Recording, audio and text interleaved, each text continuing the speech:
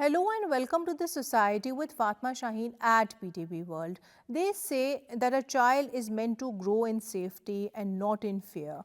But with cases of child abduction, with cases of missing children, with cases of child trafficking, and even for that matter, child marriage being on a surging high, what is very important to then understand is that this does have an impact on related issues of child abuse too. How safe are children in Pakistan today? This is something upon which we'll be shedding light today. According to statistics, one report suggests that around 4,000 cases of child abuse are reported in Pakistan, that too annually. What are the very root causes of this growing social menace as it does exist in the Pakistani society? This is also something upon which we'll be shedding light today. We'll not only be talking about the laws and policies which do exist so as to cater to such incidents, but we'll also be talking about the possible level of implementation of the same too. In this regard, we'll also be talking about the very important role of parents, the very important role of educators,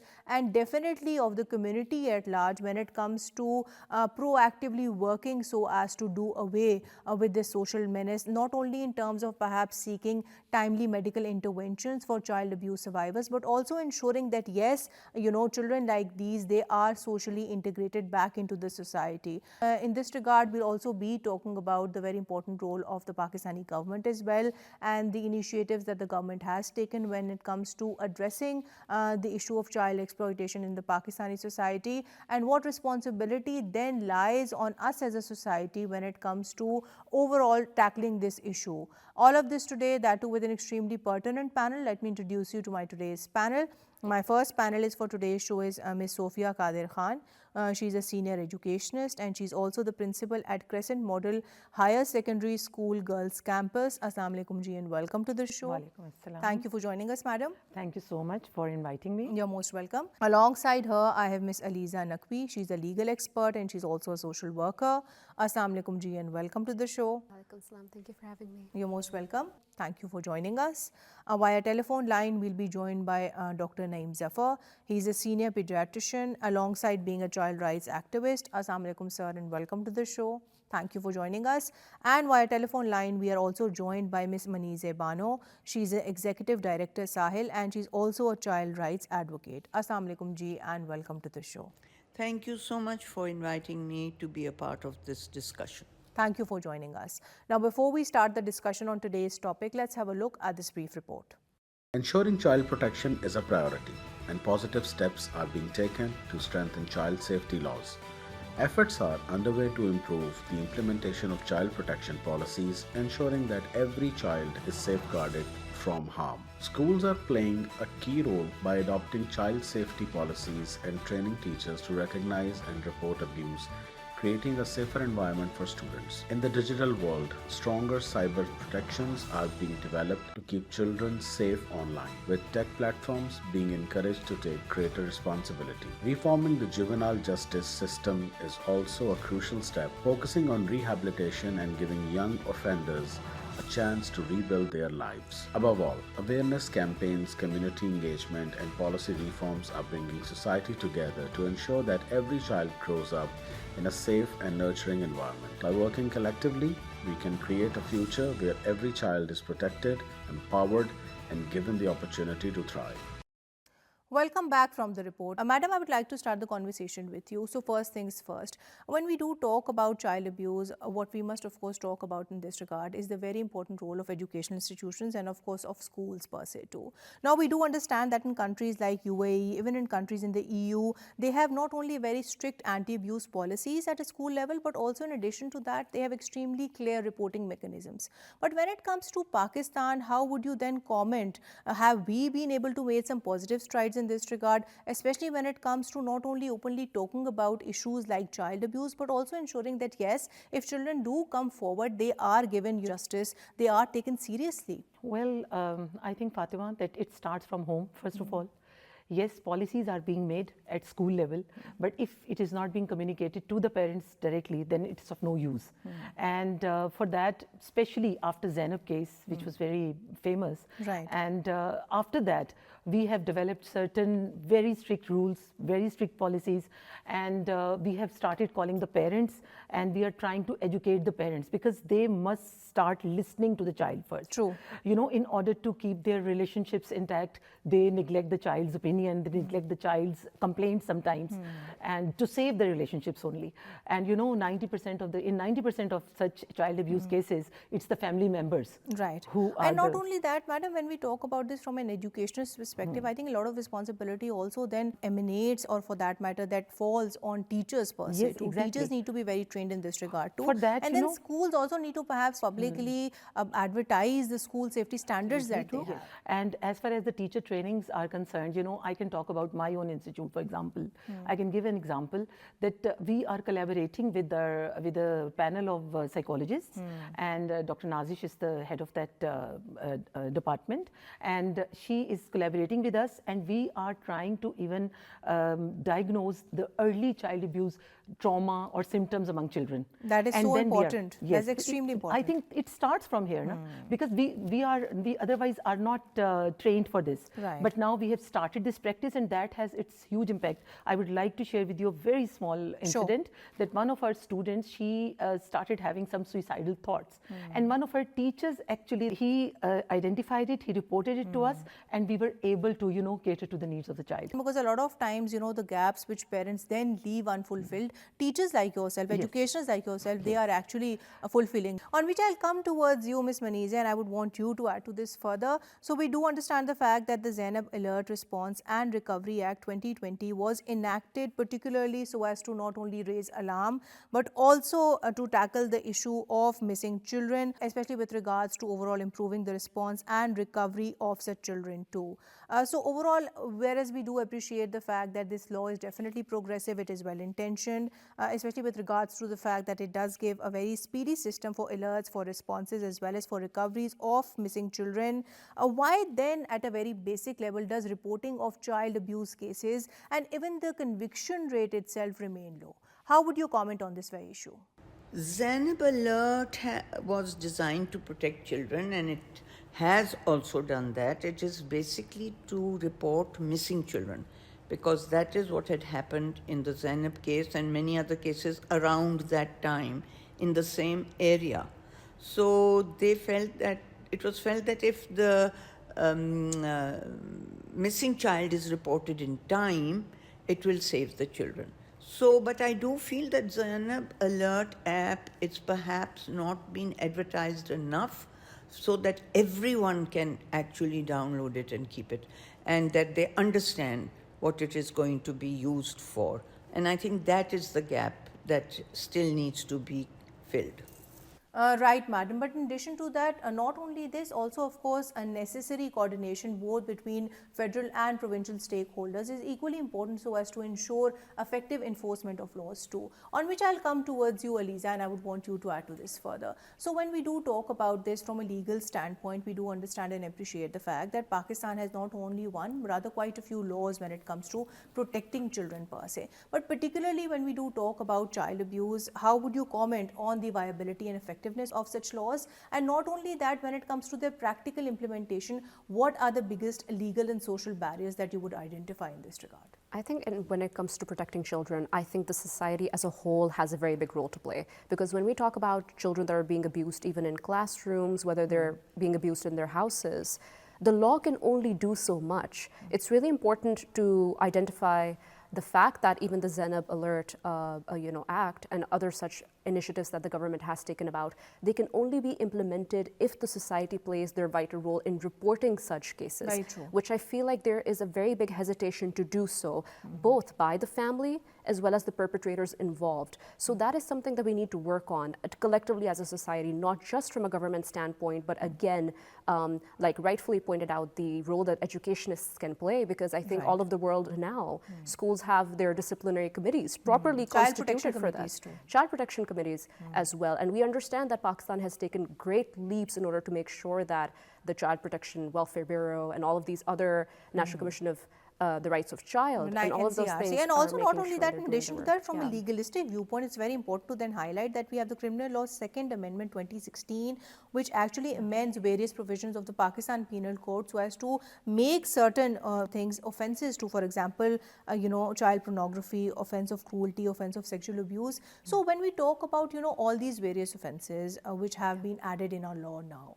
do you feel that these offences in some way or the other, they take into account that special factor which might put children at a disadvantage, especially when it comes to having that right balance of power, which children of course don't appear to have because they would be discriminated against because of their age? I think that's a very good question. And I think the reason why these amendments were made, especially in relation to kidnapping and especially forced marriage, which is something that is a very big of an issue in Pakistani society as well. Very important to note that the reason why this was promulgated was to understand that children are very vulnerable and they cannot be treated as adults per se, especially orphans, children that don't really have guardian representation, Right, or who are neglected or destitute children too. Absolutely, absolutely. So I think it's really important because the law has tried to do that. However, I think this is where judicial training and police law enforcement training needs to come about, whereby they are sensitized enough that when they're talking to a child, they cannot talk to an adult the same way. When they're dealing with a child, that sensitization needs to exist, which I think Pakistan can work. Definitely, Aliza. And not only that, also in this regard, to have that gender-sensitive policies and gender-sensitive training in mind as well, because the way child abuse impacts a girl child might be a bit different in the way that it actually impacts a boy child too, on which I'll take you on board, Dr. Naeem, and I would want you to add to this further. So we are generally talking about the laws and protections that we do have in place when it comes to actually addressing the issue of child abuse. But looking at this from a healthcare professional's viewpoint, what is the most pervasive, what are the most long-lasting impacts of child abuse, that too on children, especially when it comes to not only their cognitive function, but also perhaps them being more likely to develop diseases like heart issues, even cancer for that matter. How would you comment on this, and why do you feel is it so important then to intervene early so as to timely identify child abuse? Consequences of child abuse have been studied in a landmark study of adverse childhood experiences which were recorded in adults. And in this study, they studied about 10 adverse effects, including physical abuse, sexual abuse, emotional abuse in a child, or physical or emotional neglect in a child, or in the family, they studied domestic violence, death of a parent, mental health issues, drugs, or incarceration of a family. And they found it was very common. And almost one adverse childhood experience was present in almost 90% of the people. And about 1/3 people suffered from at least 4 different kinds of adverse childhood experiences. And if anyone was suffering from 4 or more of these, they were liable to suffer from a lot of psychological problems, including suicides. They also had problems with the physical health, including cardiovascular, hypertension, and diabetes. But not only that, they've also suffered from cancers and from infections. And actually, about 10 years of their life was shortened because of these adverse childhood experiences.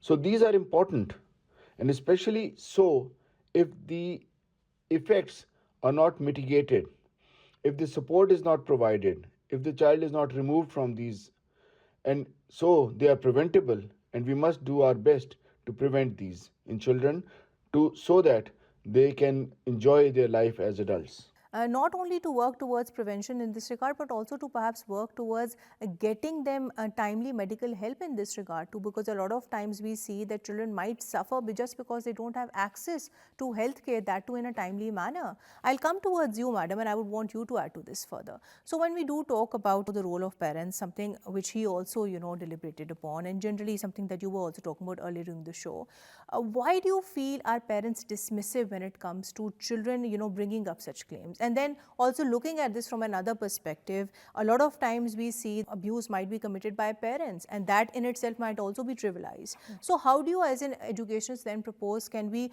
go about actually giving due attention to the voices of survivors as opposed to those who are actually abusing them?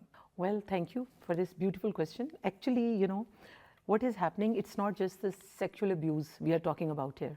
It's their physical abuse, it's their mental torture, it's abuse of any kind. If we are depriving them of any of their right, it means that we are abusing that. So coming to the parents' point of view, well, I'd like to give you a couple of more examples from my own experiences. Right. When the when Zainab case emerged, after that, of course, as I told you, that we very strictly started imposing many policies and we took many measures.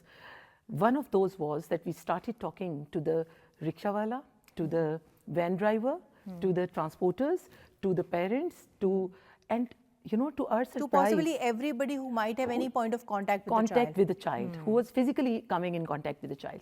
And can you believe that from that data, we were able to remove many, potential, maybe perpetrators from the life of our children.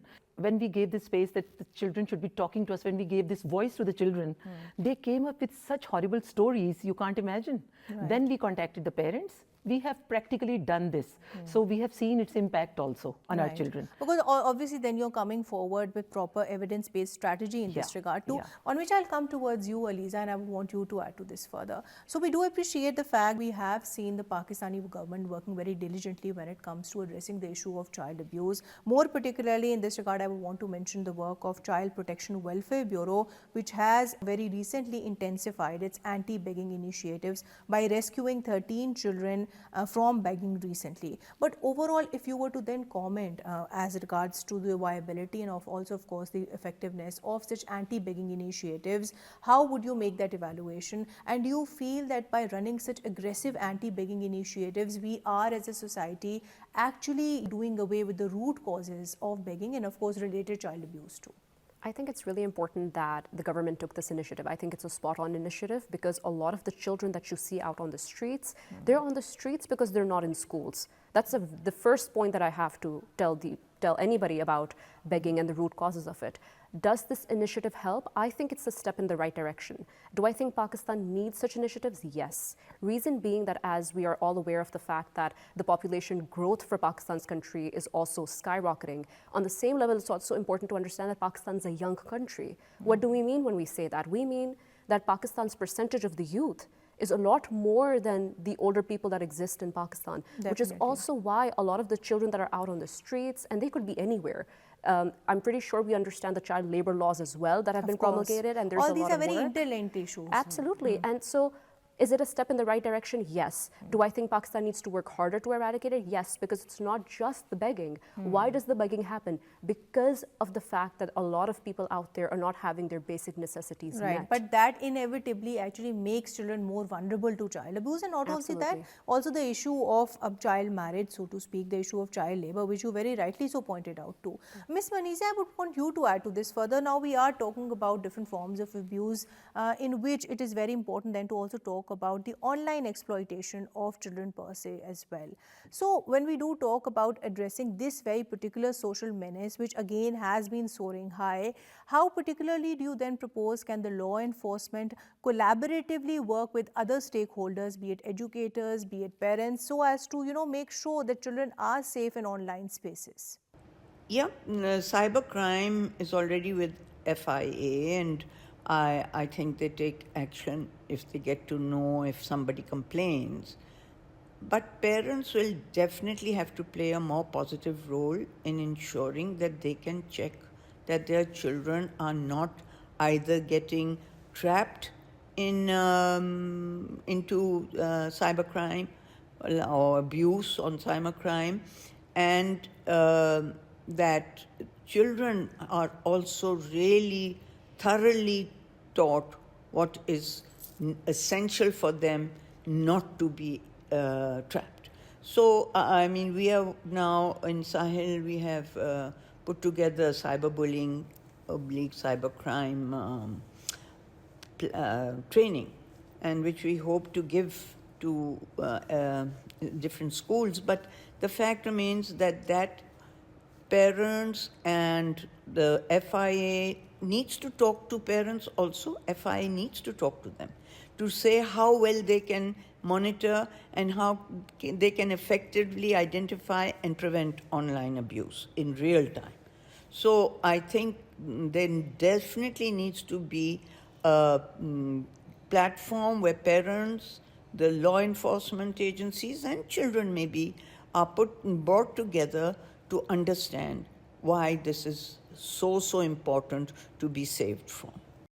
Right, madam, your point is noted. On which I'll come towards you, Miss Aliza, and I would want you to add to this further. So she's talked about some very important things, of which, of course, the laws, more particularly PICA, is extremely important in this regard too, especially when it comes to curbing online exploitation.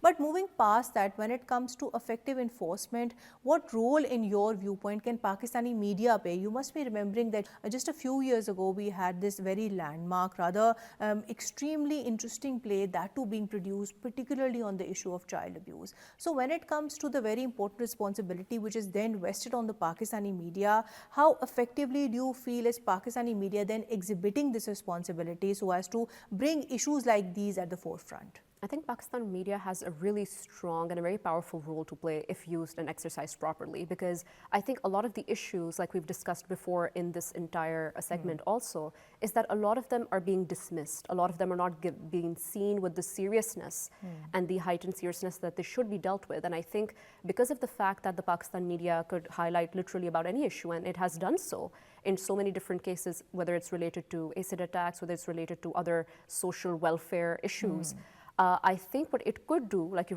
rightfully pointed out, could talk about different cases, different government initiatives, but most importantly, bringing about change in society in terms of the attitudes that we have towards child issues. I think that's something where the media could really help. And also, in addition to that, in my personal opinion, they should also focus on the rehabilitation of survivors too. Not only on the rehabilitation of survivors per se, but also perhaps rehabilitating the perpetrators, because a lot of times we see that people are committing such crimes because they come out of abusive families, because they have been exposed to abuse per se when they were children. So you have to have more of a rehabilitative approach to tackle such people, as opposed to perhaps moving them towards punishment and giving them stricter penalties per se too. Dr. Naeem, I'll come towards you and I would want you to add to this further. So when we do talk about various countries, be it the US, be it UK, and even Australia for that matter, we do understand that they are well established protocols, and that too particularly for healthcare professionals when it comes to timely identification of child abuse. Do we have such protocols in place when it comes to Pakistan? How do doctors like yourself would then make that distinction between a case which has come to them, one which perhaps might be because of an accidental injury, and the other on the converse which might be a suspected case of child abuse? Are doctors here trained to make that distinction? And if not, what would your suggestions be when it comes to overall revamping the healthcare system so as to better equip it to not only timely identify but also treat victims of child abuse? Work that we have been doing over the last more than 20 years. In 2004, the Child Rights Group of Pakistan Paediatric Association, along with pediatricians and Pehchan, formulated the first hospital-based child protection committee at the Children's Hospital Lahore, which was later owned by the Children's Hospital as its own child protection unit in 2009. And since then, we have been managing more than 200 cases of physical, emotional, sexual abuse and neglect in the hospital. We have been providing them with medical support, surgical support, psychological support, social support, and legal support from through different pro bonos and other lawyers. It wasn't very successful because the doctors could only do their bit and a bit of psychological and social, but legal we were really very, very poor, but also because of the systems were not in place. But now, over the past 2 or 3 years, the government has taken very strong action on it, and we have formulated a child protection case management referral system with the Child Protection and Welfare Bureau being responsible for it. And this is done through the kind support of UNICEF. And we, the doctors, are supporting it through the health segment mostly. So our work now resides more in the health and some psychological and social work. And that is why we have been able to expand to 12 districts over the last 2 years, with an aim to expand to the whole of the province, all the 40 districts, within the next 3 years. So hopefully, we will be able to manage these hospital child protection through the hospital child protection committees. We receive the cases from the school child protection committees, from the community child protection committees, which are formulated by Pehchan and the Child Rights Group. And then for the legal and social and psychological, we can refer to the Child Protection and Welfare Bureau.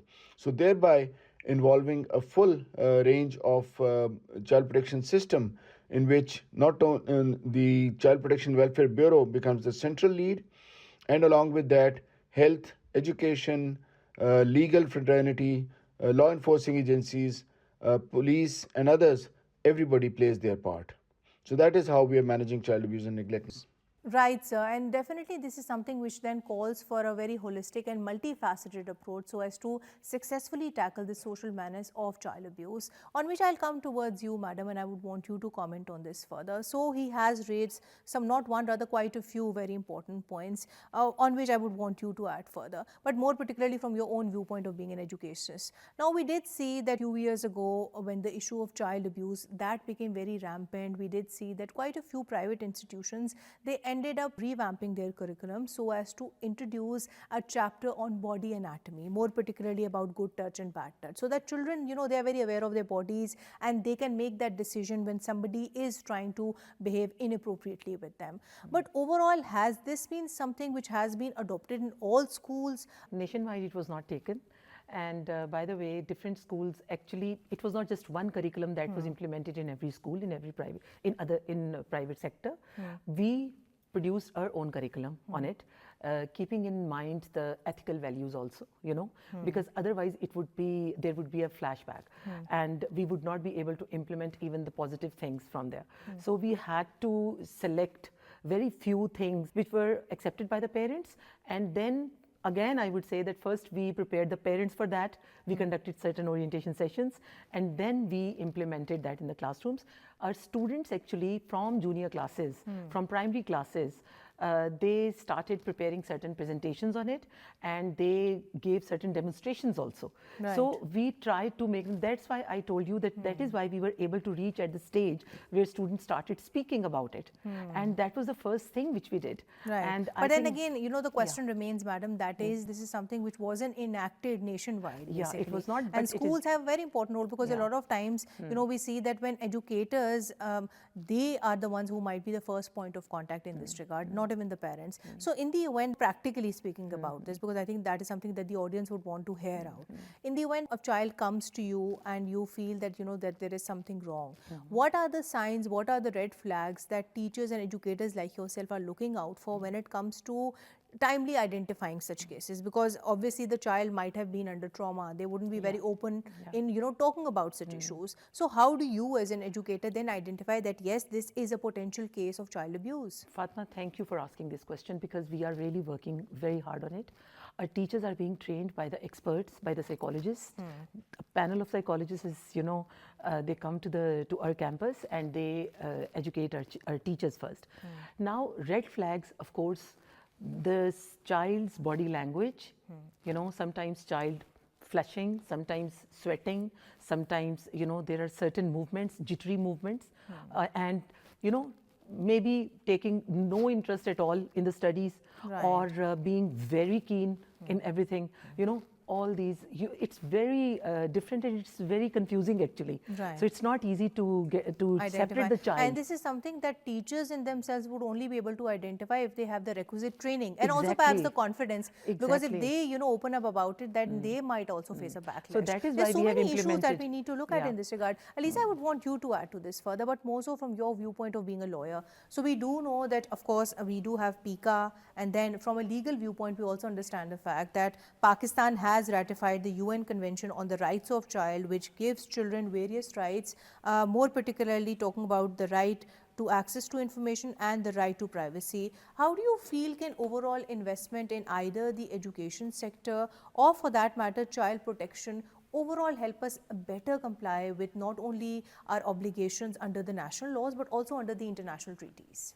I think two things. Firstly, we need to understand that the digital era has come about and a lot of users are now much younger, about 10, 11, 12, 13-year-olds, which is why there's been so much emphasis on how parents actually need to ensure that they understand what their children are doing online.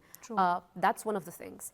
When I think about education and how, it's rightfully pointed out by, our web panelist here and then people we have online, is that it's so important for us to make sure that we are on top of each and everything when it comes to our children, especially when it comes to the interfaces that they're using online, in terms of the complaints. I think one of the biggest ways Pakistan can help, because it has ratified not just that, but it has a lot of different children conventions that it needs to be in line with. One of the biggest ways that it could do that is to have child-specific related laws, which it did do in the Criminal Amendment Act. We talked about that before, whereby it increased punishments for all child-related offenses. Another manner in which it can do that is to take all complaints related to children very seriously, make sure they're dealt with timely, and make sure they're dealt with in a separate track so that they're dealt with in an efficient manner. I think that is something that can not only... That is extremely important. Extremely important. I'll come towards you, Dr. Naeem, and I want you to add to this further. So when we do talk about this issue of child abuse, it is very important then that we also consider this within the contours of child domestic labours, because we do understand the fact that a lot of times, and this is something that we do see happening, over a period of time, that child domestic labourers, they are subjected to violence and exploitation. And on the converse, we also come across, cases where domestic workers, where they are working in the employees' households, they might also be at some level, perhaps subjecting the employees' children to abuse or exploitation too. So when it comes to looking at issues like these, that too holistically, what are the requisite policy interventions that we need to make? And when it comes to overall revamping our societal attitudes, how particularly do you feel can we do just that? Because we do need to consider this issue in a socio-cultural dynamic too. Yes, Fatima, child domestic labor is a menace, and we should not allow it to happen under our nose. The government of Punjab has enacted a law whereby children under 15 years of age can not be employed in any other household, and it's a criminal offence. We really wanted it to be 18, but still, we are okay with 15 as long as the children between the ages of 15 and 18 are not employed in difficult situations, and they're not being kept at home as a domestic child servant. So what should we do? Our role primarily as a civil society and as physicians is to promote awareness, to let the people know about its harmful effects, and to advocate for implementation of this law and keeping the persons who are responsible for this, they should be tried. Because we know that this is a violation of the right of the child, and not only the child who is suffering as a domestic labor, but also many a times these children actually harm the children of the employer as well. So it is both ways harmful to the children. And in this, the cognizance must be taken of not only the person who has employed the child, but also the parents who have given them for employment, for the person who is in between and he has, act as an agent, and also the society at large should be responsible for this. Right, Dr. Saab. I'll come towards you, Ms. Manizeh, and I would want you to add to this further. So when we do talk about creating perhaps greater awareness, that too about the issue of child abuse, something that we do need to prioritize in this regard is that, we put forward the right facts, and definitely by that virtue, do away with so many myths which might then surround this issue of child abuse. For example, more often than not, we do come across this fact. A lot of times people believe that child abuse is something that does then emanate from broken homes only. So when it comes to tackling myths like these, when it comes to actually addressing so many misconceptions which do surround this issue of child exploitation, how particularly do you propose can we do just that? I am not sure that it is often assumed that abuse happens in broken homes. Uh, yes, of course, step parents are often the ones who can be abusive to the other children who are not their own, although they can also be abusive to their own, so it's not necessarily a broken home. Uh, but how it can be addressed is that everybody, children, communities, law enforcement agencies, need to know how this happens. And you see, it doesn't happen just like that. The fact remains is that there are lots of treatment of children when they are young that can make them more vulnerable. So good parenting skills become extremely important. And I feel that in schools or communities and even law enforcement agencies need to know how that affects their children. Although, of course, even awareness of how abuse occurs is very important in all these groups.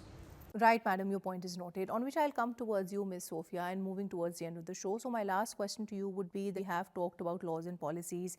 We have talked about the need to actually ensure that, yes, in the event that children are abused, they do get timely medical interventions too. But what about the need for us to socially integrate such children back into the society? In this regard, what message would you give to the parents as well as to other educators like yourself out there? Well, I would like to just, conclude by saying that it's the joint effort. It's not even a triangle. I think it's a pentagon rather.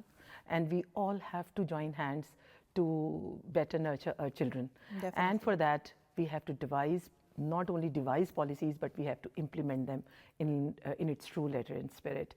Well, the laws are there. There is this from Child Protection Bureau, there is this number, helpline, hotline number, 1121, which can be, accessed very easily. We should give liberty to our children to speak, first of all. That is extremely important. That is extremely important. And we have to get ourselves educated as to, how, in case of cyberbullying and, any kind of bullying, we have to first educate ourselves, then educate the society at large. That's so important. That is the only solution. Not only that, and also by virtue of that, parental education and also therapy as well. Yes. I'll come towards you and I want you to add to this further. So when we do talk about ensuring that, yes, young people, they are given a stake at the decision-making table, how particularly do you propose can young people do just that? And why is it so important for us as a society to give them that due space to do so? Well, firstly, I think it's really important to understand that empowered people empower others. And that's something that we keep coming back to. It's really important for our children to understand that they do have a place when it comes to making decisions. Why? Because that's the first step into ensuring that they do come to us in times of need. And that could be in relation to it being with regards to parents, it could be with regards to teachers, with regards to any other people involved in society that are having a very hands-on approach or meet children or are involved with children. It's very important for them to know that so that they have the confidence to speak up, because if they do not, they're going to be further in this position where they can be exploited and be in a vulnerable state. So Right. I think that responsibility not just falls on the parents, like we already discussed, not just falls upon the shoulders of teachers and educationists. True. It falls upon the shoulders of every person in society, Very because true. that's where children are going to go out and play, they're going to be interacting with other sorts of people. It's extremely important for them to know, because like I said before, only empowered people can empower others. So empower parents to make sure that they make good choices when it comes to their children. I think that is the number one thing that we need to focus Aliza, on. and in this regard, we have seen not one, rather quite a few young faces, young people coming forward when it comes to advocating for social causes. Greta Thunberg, for one, who has been very monumental in starting and then continuing with this climate activism movement too. I'll come towards you, Dr. Naeem, and moving towards the end of the show. So my last question to you would be that when we do talk about, addressing this issue of child exploitation and child abuse per se, how do you feel can we do just that, keeping in mind this very pervasive issue of climate change? Because we do understand and appreciate the fact that climate change per se disproportionately impacts not only women but children per se too. So how would you comment on this very issue? Yes, we know that climate change affects populations, especially those who are marginalized, who are disabled, or who are living in the most impoverished conditions.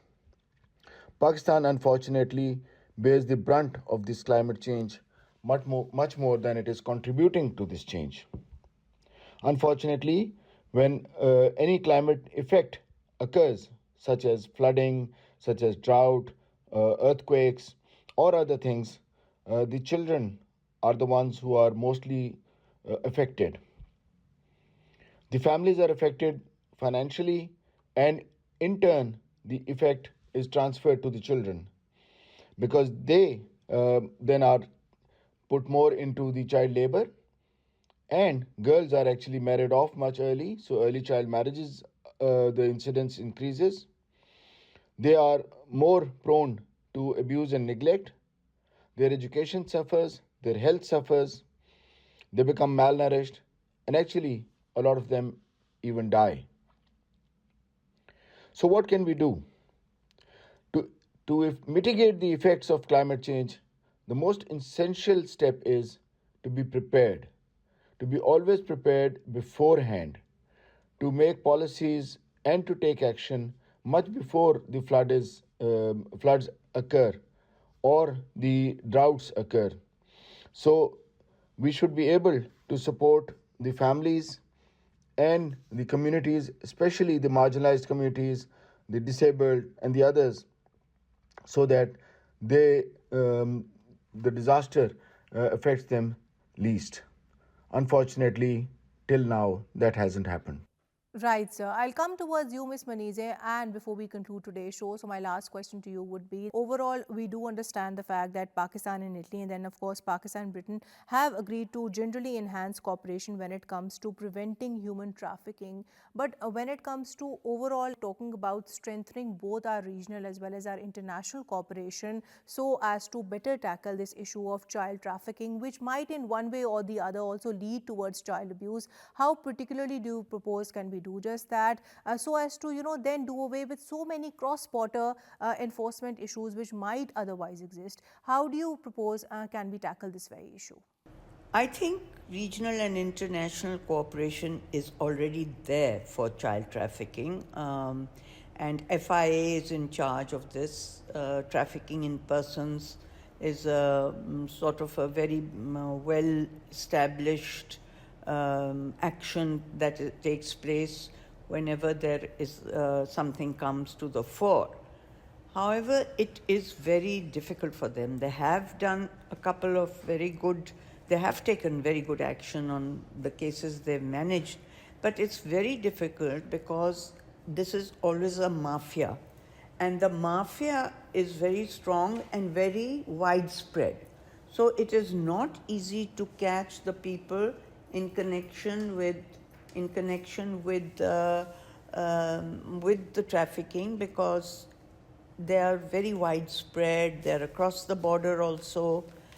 But I think that technology may help them, because then maybe once they know where somebody is doing this, where the trafficker is sitting, maybe they could actually trace whom he calls and where he goes, and then pick up the whole group, because that would be essential to break the whole cycle. Definitely, madam, and not only technology, by that which also data sharing in this regard too. On which note, I would like to conclude today's show. Thank you so much, Ms. Sophia. Thank you so much, Ms. Aliza. Thank you so much, Ms. Manizeh. And thank you so much, Dr. for your time today. Well, to conclude today's show, we generally spoke about the social menace of child abuse as it does exist in the Pakistani society. In this regard, we not only spoke about its very root causes, but also proposed solutions with regards to combating the same too. Whereas, of course, there is no denying to the fact that we do have laws and policies in place so as to tackle this very issue. What we do need to proactively strive towards